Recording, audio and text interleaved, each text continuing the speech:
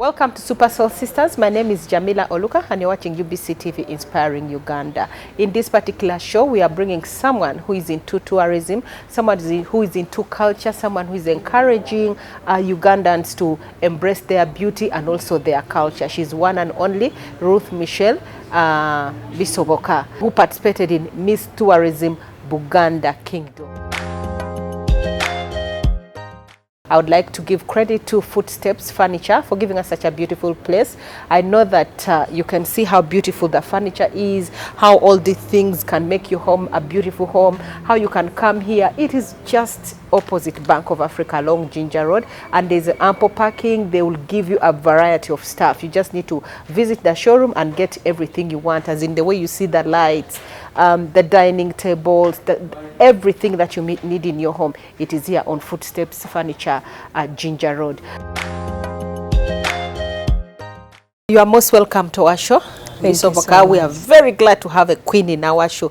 You know, this is something that happens once in a while. I know that this year you are the Miss Tourism, one of the queens who participated, and you'll tell us how it was, your experience, all those things. But before we dive there, kindly tell us who you are, which family you're from, and which primary schools you went to. Thank you so much, Madam Jamila, for this opportunity. Thank you, our dear listeners and viewers. I'm Bisoboka Ruth Michelle. I'm a Uganda lady from Bugerere County, and by the grace of God, I'm Miss Tourism Bugerere County, and one of the top 3 queens in Buganda. Wow, so you are one of the top 3 queens. Yes, I'm one of the top 3 queens. How does it queens. feel to be a queen? It feels amazing. It's something that helps nurture that thing that you always feel as a little girl. So tell us, who is this beautiful queen who are all the way from Bugerere?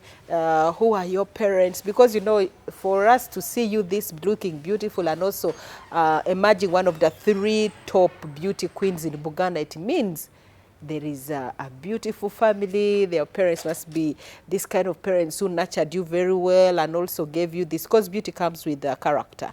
So tell us, who are your parents and then which schools did you go to? They always say ladies come first. I'm going to begin with my mother. My mom is called Nakazi Christine Luwede.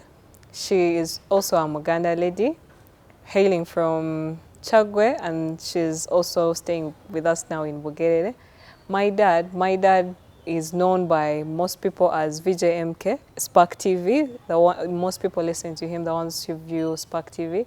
And by the grace of God, he's also the town council mayor of our town. Wow. So that's my dad, and those are my parents. So now that you come from, I see the family of the politician, you know, I would like to know, how was Michelle when she was a child? How was it like growing up in Bugerere as a child? Growing up as a child, I want to thank God that I grew up in a very loving family.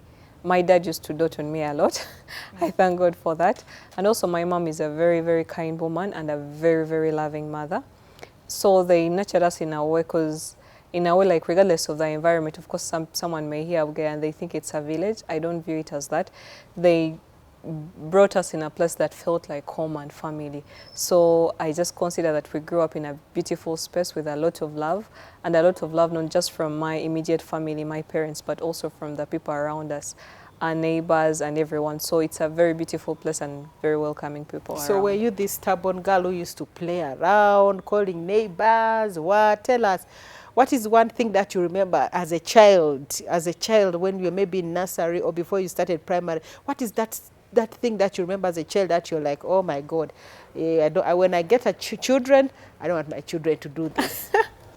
I think the interesting thing about me, okay, the one bad thing that I had as a child, I was a sickly child. So I don't want to get a sickly child, because I disturbed my parents from the time I was crawling to 6 years, like always in and out of hospital. So I wouldn't love to have a child who is as sickly as that.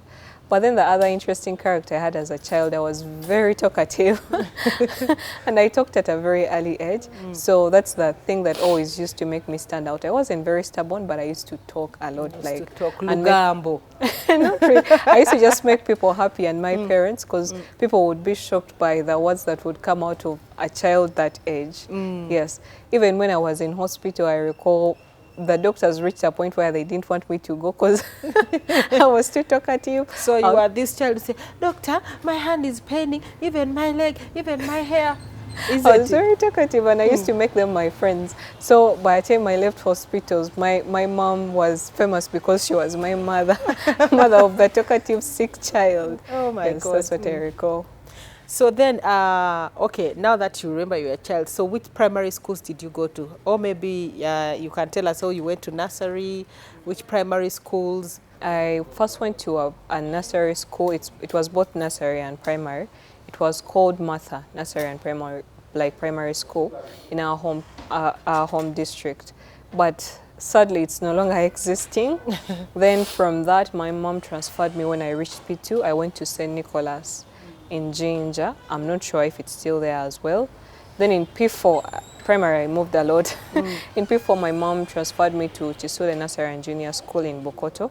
By the grace of God, it's still there. So that's where I finished my journey of primary to P7. So how did you perform? Being a talkative child.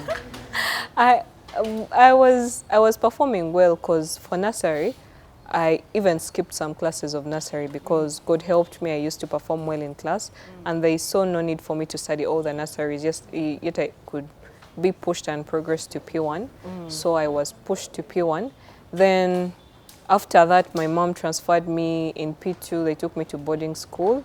It was not a good experience. Tell us, how was the experience of boarding? You know, at a young age, because now most parents actually want to be taking their children to boarding as early as P1. So you who has been there, like in P2, how was the experience? The experience was not good, but in my head when we were young, they used to normally say, Chisulo, Chisulo. So in my head, I used to think, as a kid, I even recall the image I had of some house on a hill that people go to, or kids go to, and they're just having fun. So I kept on demanding my parents, I want to go to Chisulo. I want to go to Chisulo. And then they took me to school. But the first time my mom came to see me, I had lost so much weight and I looked so bad. And when I saw my parents, I was like, I just started crying. So up to now, I don't have a very good kind of relationship with boarding school. I don't like boarding school. Truthfully. Interesting. So then after primary school, where did you go to? After primary school, I went to a secondary school. It's called St. Matthias Kalemba, still in our home area. So that's the place I was at from Form 1 to Form 6. In Form 5, first term, I had left and gone to St. Noah Girls.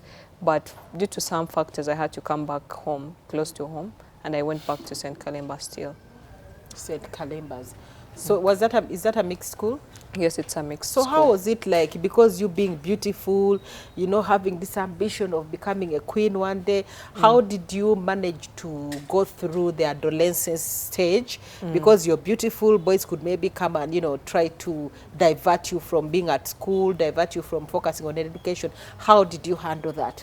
I think the first thing that my mom really put an emphasis on, she taught us God and the principles of God. So even of course, as a child, sometimes you want to err, but the principles still come back to you. And then the other factor that I always had this thing that I have more ahead of me, and I have a lot of people relying and depending on me. So you always have this fear of letting such people down. Because if it's only you, you can let yourself down. But if it's a lot of people involved, you always have the fear of letting so many people from your home. Are you the firstborn? No, I'm not. But I'm the first girl at home. And I'm very famous in our community. I'm so well known because of my parents. So a lot of people know me.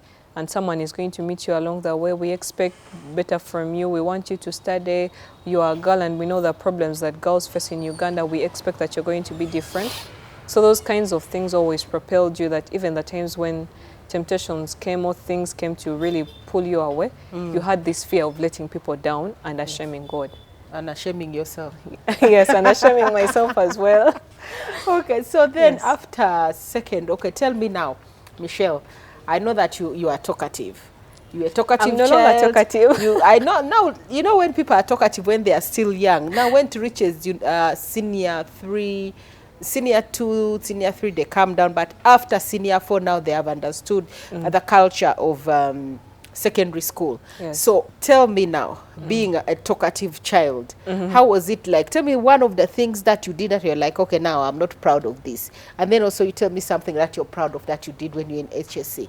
Or something that I'm not really proud of, genuinely, in my O-level, the way I performed, because I knew and I also know it within me, be it HSC, that I did not perform to like the full capacity of what I could have done, because probably of like I wasn't as focused as much, the lack of focus and the lack of like too much ambition as well in that arena of life, because I know if like I went back right now, I would do like way better, because that is something like I didn't really do well, and I kind of regret because I dimmed my light in my own way. Then the other thing that I'm proud of course, I'm proud of like being able to finish school regardless of the many situations and things I went through that would have probably prevented me to finish school. I always told myself, even when COVID came and people are like, you just quit school and leave, I always told myself I have to graduate, and I have to graduate in time, the time that my parents expect me to graduate. So now, since you've talked about COVID, tell us your COVID experience, because you are the people who were affected during COVID time. Yes. I remember that during COVID, that's the time I think they brought a new curriculum of Senior 1. That was 2020. And then also university students had a lot of confusion. They had to start studying online. Others were planning to graduate that year. They couldn't graduate because they brought lockdown. Lockdown jetted in like for quite a long time. And then also people were bankrupt. Some people lost jobs. There was quite a lot that happened during COVID-19. So you as Michelle, tell us your experience, because what level were you then at university? I recall during COVID I was in third year, the first semester of university. That's when we went back. But interestingly, of course, regardless of the other factors that came with COVID, I think in my life it was like divinely, it's a break that I needed to restructure my life and to reconfigure how I need to handle my life. Because I recall I went back home. I was among the first people when the president told us to go home. I think I was among the first people to even go back home. I went home, and I thank God that I used that time alone and time away from the world for my growth, because I don't recall a time where I read more books that were of like importance and value than that time. That's the time I recall there's some book I really love because it changed my life. It's called The Power of Habit. I read a lot of books along that arena that changed my view of life and how I handle life. And then that very period I used it to grow as a woman, because I started watching femininity content. How do I navigate life as a young woman, and how do I embrace this thing of being a woman and femininity? And the other interesting thing about COVID, because the 2020 COVID, my dad was contesting for town council mayor. So for me, it was like a really beautiful time, because we're always having like our home full and bustled, like to the brim with people, like day in, day out, every single time. I know politics. Yeah. Breakfast, people are there. Breakfast, lunch, some people who just come to talk to my dad, who come to look for him. And I was like the person, because I'm the oldest girl at home. I used to like take care like of those people, invite them, like give them that kind of welcoming kind of environment. And it was really a beautiful time, because I learned a lot of things that I wouldn't have What are learned. the two things that you learned that you can share with us here today? The first thing I learned to embrace that people are a gift, because I think one of the reasons why I enjoyed that COVID time a lot is because I was given the opportunity to serve a lot of people, and the people that used to come into our home.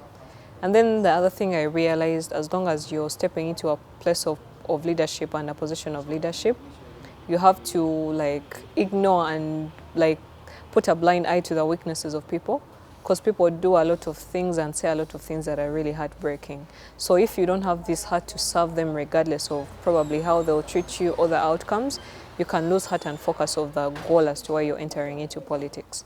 So, because people always look at the face of the politician, but they forget that behind that politician is a family man who is a father to these kids, who is a husband, and they can really say a lot of things that are hurtful, because this is your dad they're talking about. So what are those things that you admire, like, okay, now? Because I know that you must have learned something from those during that time in terms of leadership. That's why probably you also said, no, when it comes to 2024, I should contest for to become one of the Queen Zo probably become the queen of Miss Tourism Buganda Kingdom. Things I learned and the things I always stick to heart, and it's something I learned about my dad up to today, that when you enter into the business of leadership, you've gone to serve people. Like, it's not about any other motive. That has to be the first reason you go. Because, of course, people always expect, like, you're going to get this and this from leadership. But if you enter, like, leadership with that kind of heart, at one point you're going to quit. Because the downsides are sometimes overweighing the things that people think are the upsides of leadership. Then the other thing, as I had even said earlier, is to learn to, like, love people. Because regardless of the madness of the world or the weaknesses of people, people are gifts from God. So anytime you're going to encounter people, you always have to have that thing in mind. People are gifts from God. I would also like you to take me through, like, you said COVID-19 you went. Did you go back to the real village of Bugerere, or you were staying in town? Tell us the experience. My parents, like, our home is in Bugere. It's in Kayunga, Nazigo Town Council. So interestingly, also my like paternal grandmother is also in that very place. So that is where I went, because that is where our home is, and that's where our home has been. So I went back home To the village? To the village, yes. With grandma? Yeah, grandma stays somewhere else, but still in the same area, but that place, yes. And how was the experience? You know, university level now, at university level, when people go back to, you know, to the village, they try to mimic a certain lifestyle which does not work in tandem with the one of the village. So were you that kind of, maybe you can tell us what was your experience? Because this was a long time. Yes. It was a long time of being Almost a year. at home. Yes. I think something, even my friends up to now, people still engage me about it. People always know I love home a lot. Because if you get to know me, I always say I'm obsessed with God and addicted to my parents. Interesting. So you are what? Obsessed by God? I'm obsessed with God and addicted to my parents. Oh my God, that's a nice one. Yeah. Yeah, so I love my parents a lot. Me and some other older brother of mine, they knew us immediately the semester ended. My mom was sure we are going to show up at home. Because that is how much we loved home. Though right now he's in Bangladesh, so he doesn't get that privilege like I do. So I never found a problem like going back home, because home is like where like my family is, and I grew up in a way that I was so close to my parents and my mom, so I always love going back home. It's never like a downside, regardless of it's probably not as good as probably town, but I love my home. And the other thing, because I've always grown up there, and my mom, even when we started from this side, used to always take us back for our holidays. I'm proud to say, and I'm privileged to say, that I'm loved by my village people. Because even the people of Buganda saw it, because they say Bugere was the one that organized the biggest kind of event. I saw. Yes. But all of those people came because they knew I was contesting and they wanted to support me. So I'm proud to say that my village people love me as well, as much as I love them. So what was the most memorable thing you remember in the village during COVID-19? The first one that came in my mind was, we used to work out with my dad every evening. Because you said you love your parents so much. Yeah, I love my parents so much. So during COVID, I had also, like, when I went back home, I had started trying to work out because I had gained a lot of weight before COVID.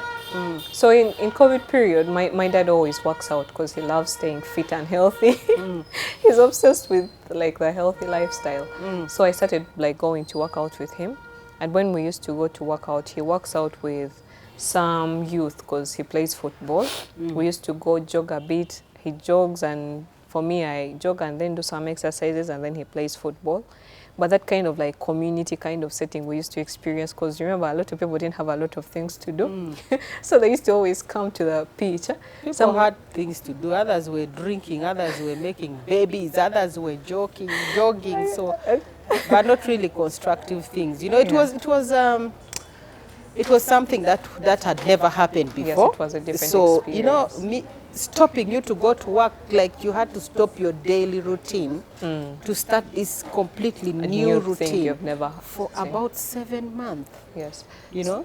So in the evening time, because people had like a lot of free time at hand, they used to come at the pitch. So sometimes these people are playing football, others are trying to play volleyball, others are playing netball, others are just sitting and passing time to like see people work out. So it was like a beautiful experience having people together, like all of you coming together, joined by something that you didn't see coming, but you're experiencing life together in a positive way.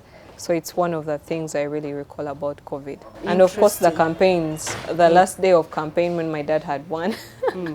I can't forget that one where we had to do a drive and then we make different stops and dance. And that's Maganda. Any kind Are you a of good dancer?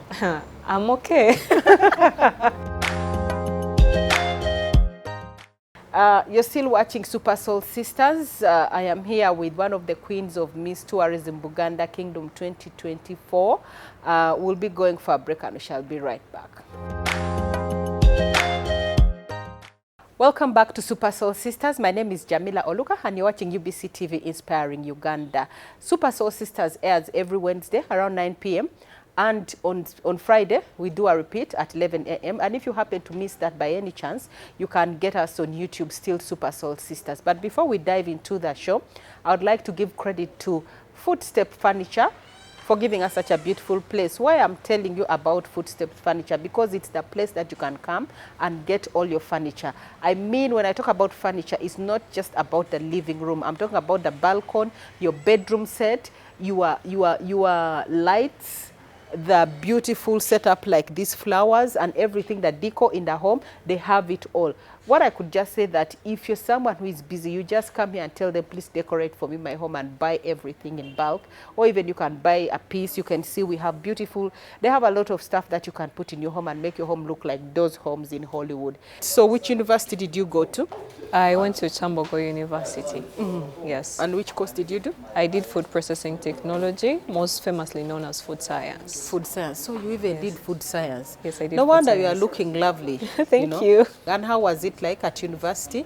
The experience was new because for the first time you have like a little bit more autonomy than you've ever had in your life. You don't know how to navigate some things and everything is new and scary.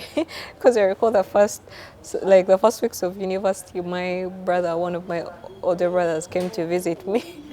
Were you residing in the university? No, I was staying in hostel, in Yard Hostel in Banda. So one of my brothers comes to visit me and is asking me about my experience at campus, and I recall I was so overwhelmed because I came with this kind of positive thing. I'm going to conquer university, I'm going to win, and then you come and then the experience is new. You've never experienced it, it's scary at first.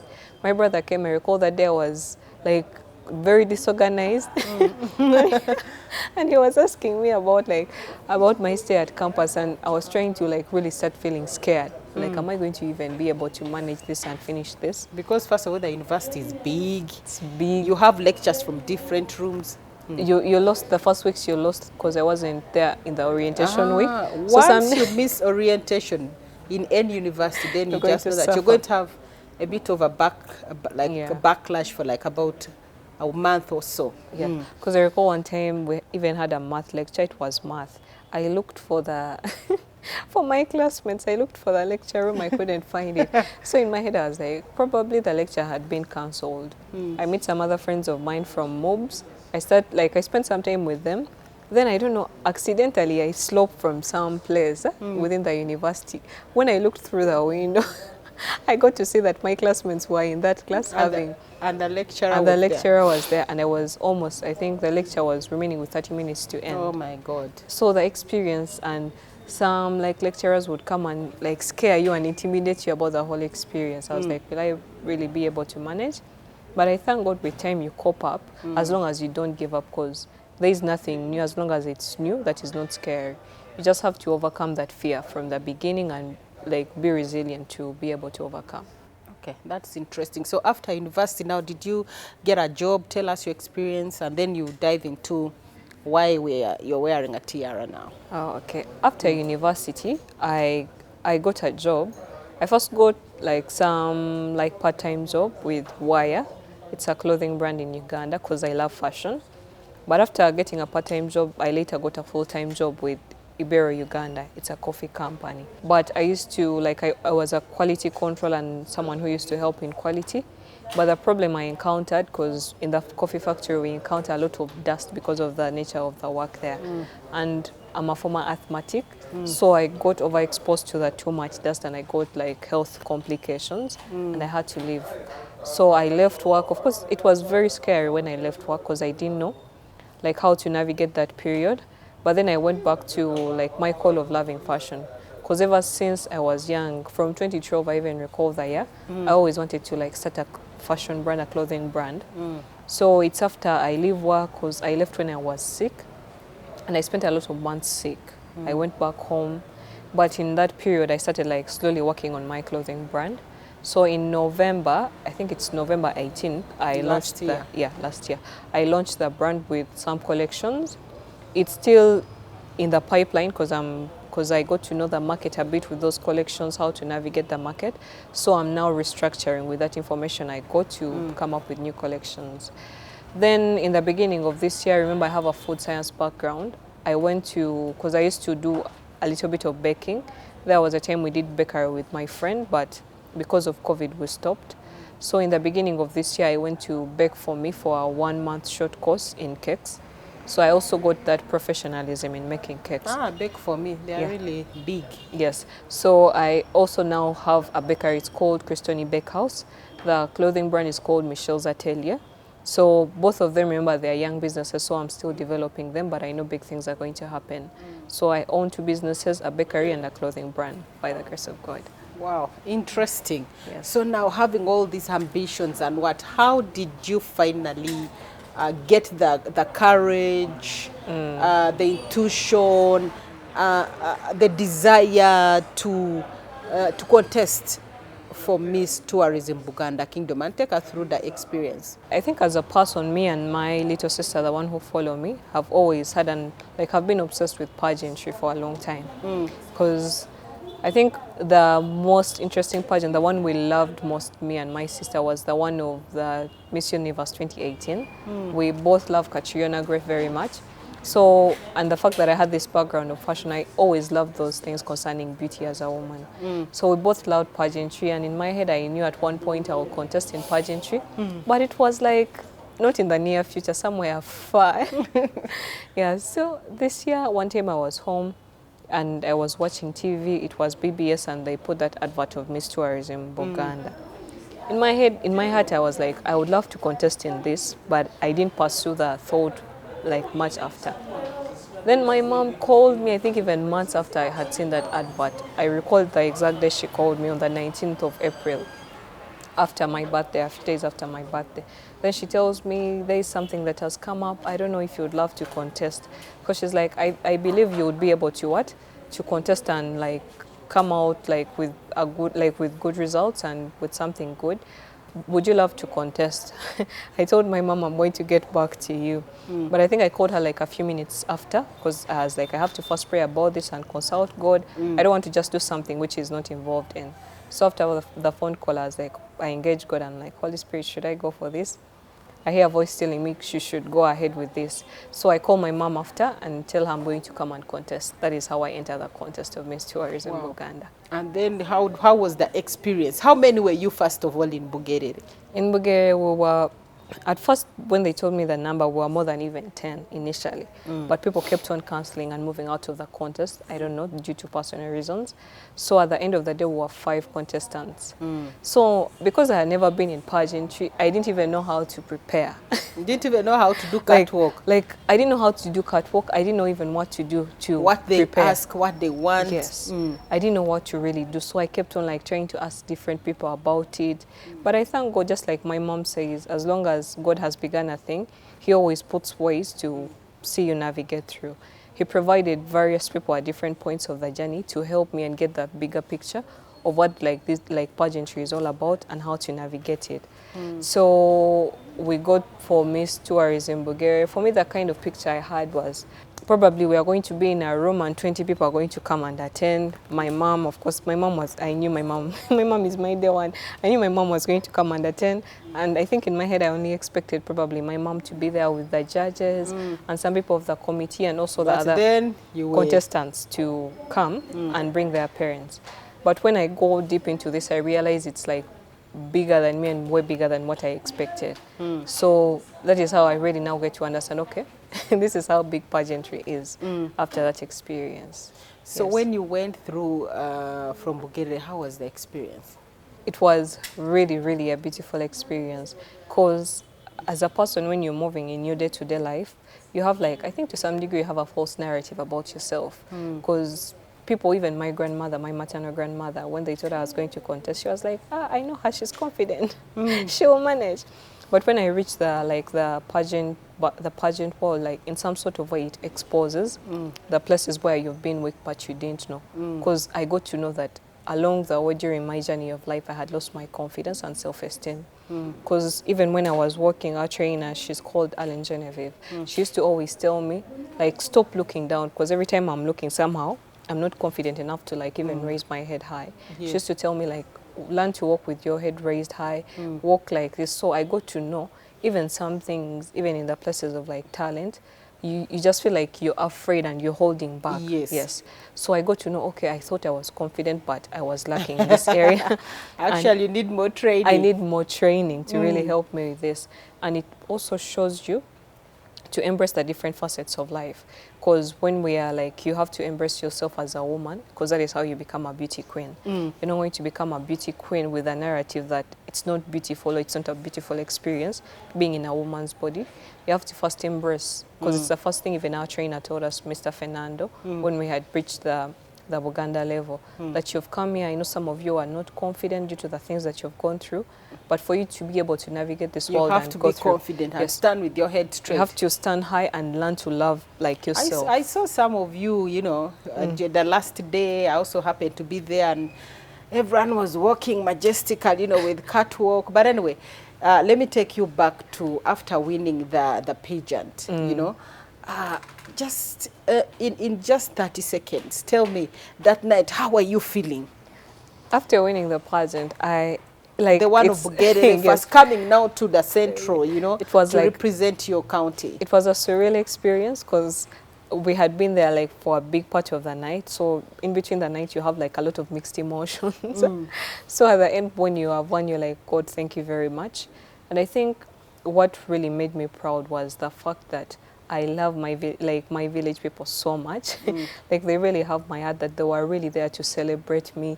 Because the moment they announced me, like they even stormed the stage, they carried me. It was really a beautiful experience to see that I've made these people proud. Like they are proud that I'm their child. That means you have more to offer. Yes, they are proud that I'm their child. They are proud that I was the one chosen to represent them. It was really beautiful. And I think I recall one moment that really stood out. I have an older brother of mine, the one who came at hostel to visit me, that one, Arthur. My brother is not someone who normally shows emotions. He's very drawn back. But I recall like it really stands out in that night that people were so many, but my brother came to approach me on stage to thank me. He didn't even hug me, he shook my hand. I was like, the man is a gentleman. Yeah, like whoever they call her, but I saw like the emotions he was carrying on his face. And he's the first person I saw that night, and I really wanted to break down and cry. Because I understood even for him to make that move, it meant so much to him. And I could see that, like the pride and joy that was on his face. Like my sister has really like made me like done us proud. Interesting. It was very beautiful. So now, like after that, when you came to take us some of the things, like briefly, tell us like what was your experience now coming to join other beauty queens? Because I hear you guys went to Kainera, you went to Organized Smart Homes, you guys had to go through a lot of training. So tell us, how was your experience? The experience, I recall the first day of boot camp, because for us our contest was on Sunday evening. It crossed through to Monday morning almost, because we left at almost like 4 a.m. from the pageant. So, and then they told us we had to report on Wednesday. So basically you have one day in between to rest and prepare for that, for the boot camp. Because those whole days we used to sleep, but you're always training about the performance. So I just recall I was overwhelmed and like tired physically, but we still came with my mom on time. My mom escorts me and I think she could see that when I saw like all these girls that are amazing and beautiful, I was like really scared.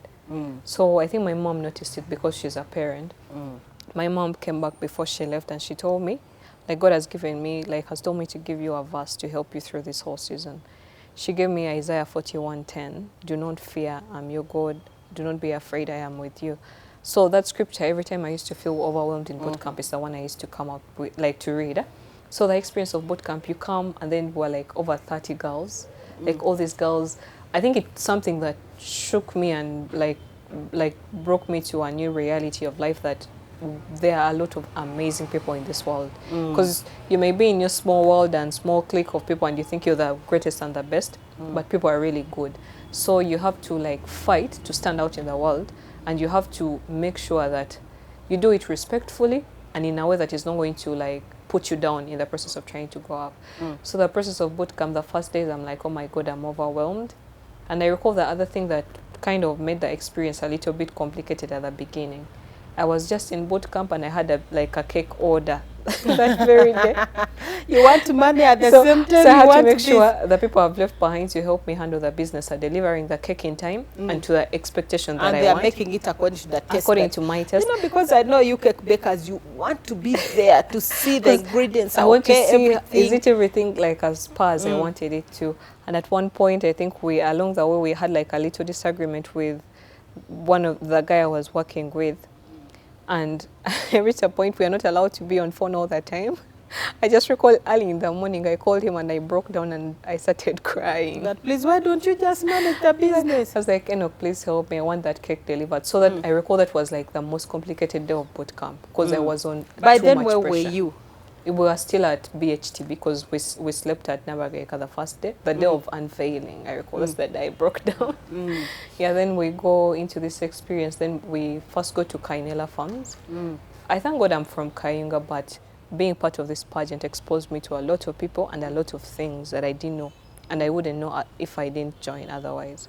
So we go to Kainela. The experience was really, really beautiful because I'm also from Kayunga, but then we went to a deeper part of Kayunga that I didn't even know about.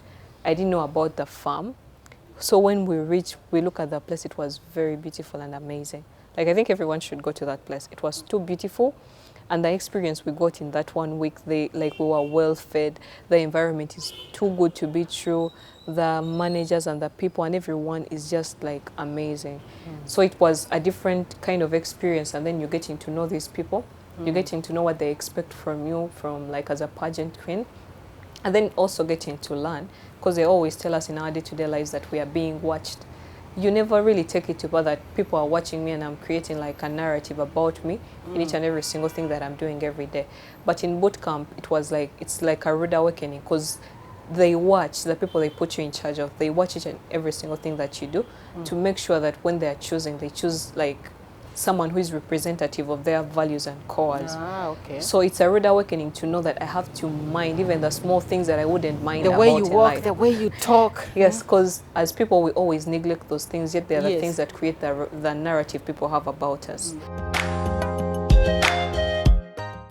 So now tell us, how was your experience at, you said you went to Kainela, then Yes, from Kainela, we went to UWEC. you work, and then how was your work, and then finally... Yeah. The UWEC experience, sadly, I'm one of the children that missed out the zoo experience. What happened? I don't know. I don't know what happened along the way. No school took us to the zoo. My parents somehow didn't take us to the zoo. So you never went until now that, oh my God. I had never gone to the zoo. You should just get them and go back again. I really want to go back again to have that experience as someone from out. So going to UWEC, the transition from UWEC to Kainela, was also like a lot of emotions because some people were eliminated and I had been chosen as their chairperson. So for me, I used to always tell them, like, you're my kids. Like, boss lady. Like, yeah, you're all my kids. And it felt sad to see my kids go because I also knew how bad it felt to them. So we go to UWEC and the experience of the zoo, like, it was really top notch because I missed it and I needed it in my life. And you saw all these animals. Yes. You know, you learn now how to reserve your country. Yeah, I learned and the kingdom. Yeah, the things that are important to Uganda as a country and how to play a role even in the preservation of the animals, because I believe they are the major reasons why tourists come into Uganda. What about now your experience at Smart Homes? So from UWEC, we transitioned to Smart Homes. Now, because each and every single place had something distinct about it. So we come to Smart Homes and we are like, oh my God. I recall one girl in boot camp, she always say, the moment we went into like the apartment, she told us, you know, you guys, I'm living the Nigerian movie kind of life.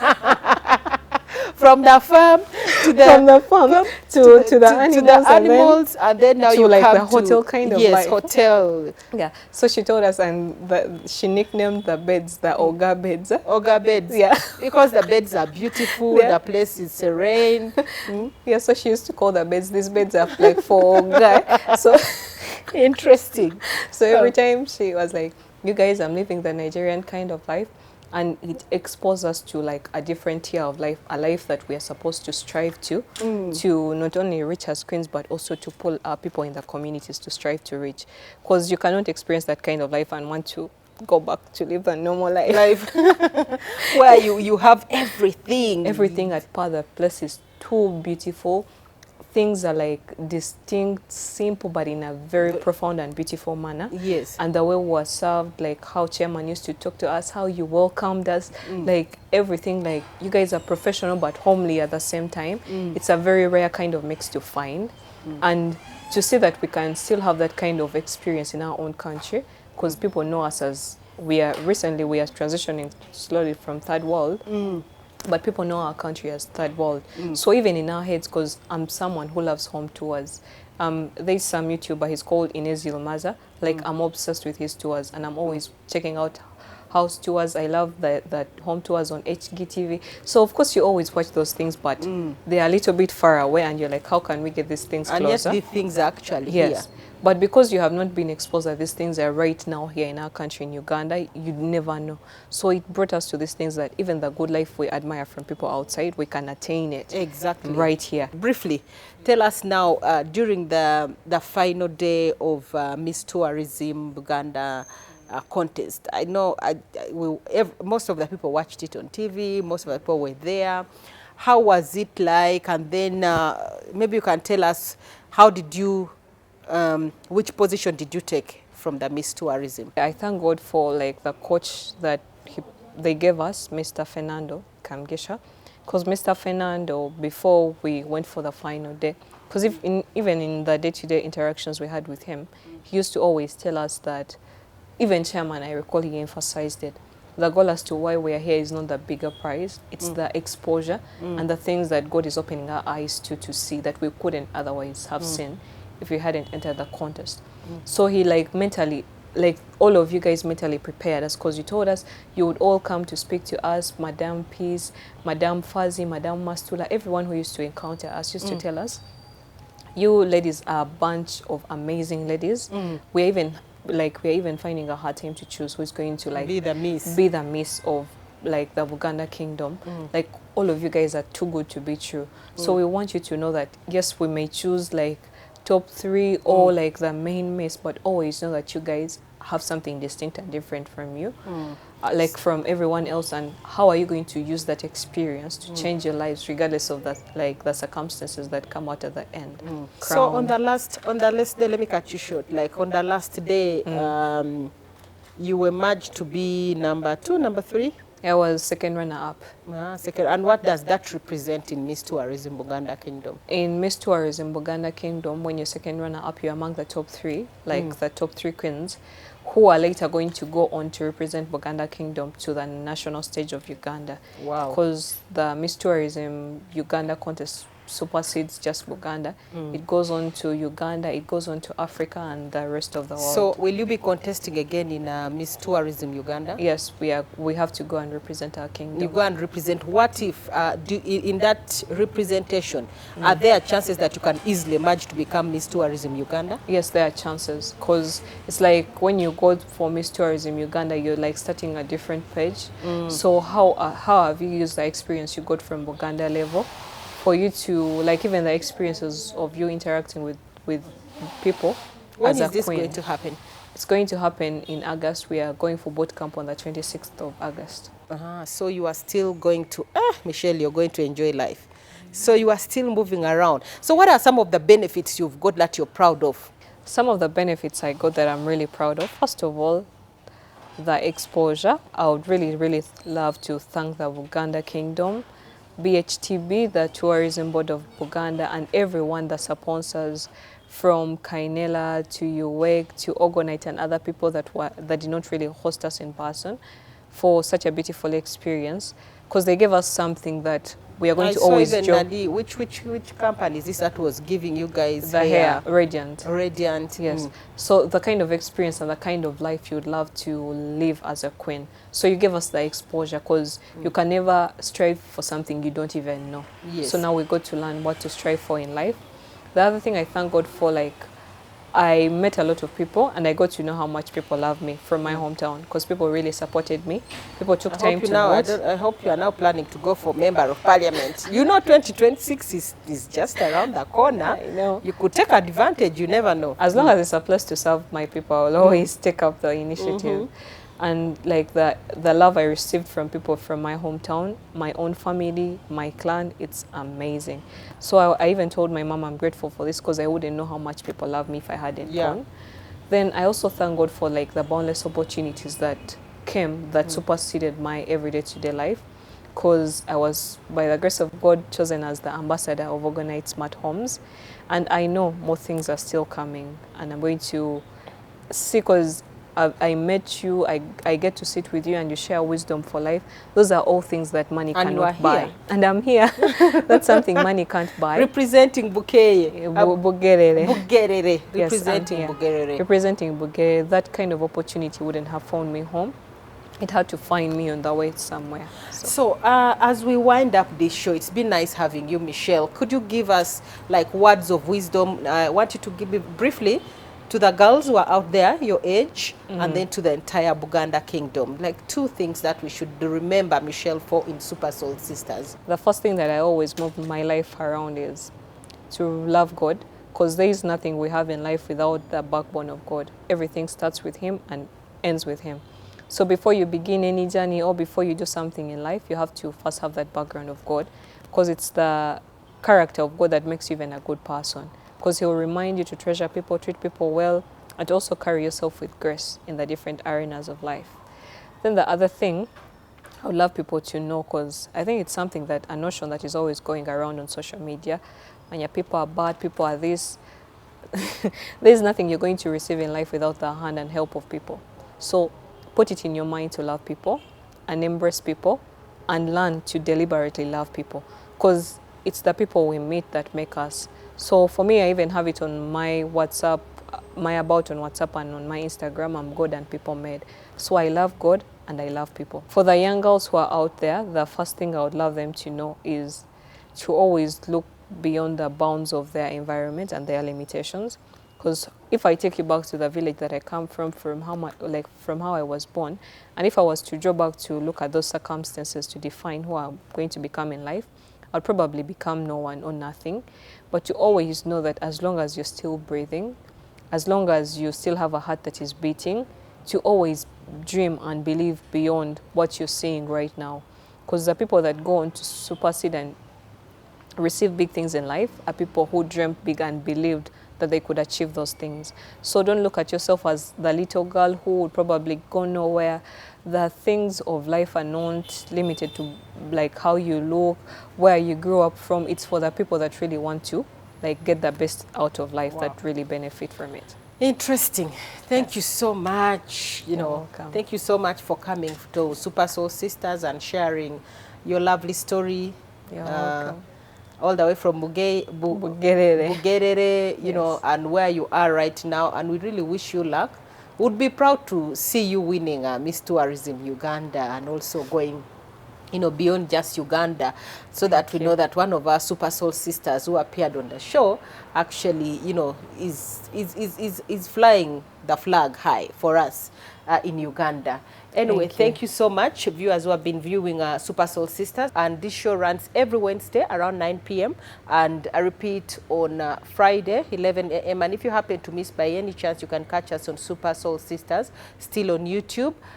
Just remember to come to Footsteps Furniture along Ginger Road, just opposite Bank of Africa, and you can get everything. This is just a sample of what they have here, but they have quite a variety and in different colors, different styles, different decorations that you can put in your home and make your home look beautiful and fabulous. Who would not want to come to a home and you find a home looking like this?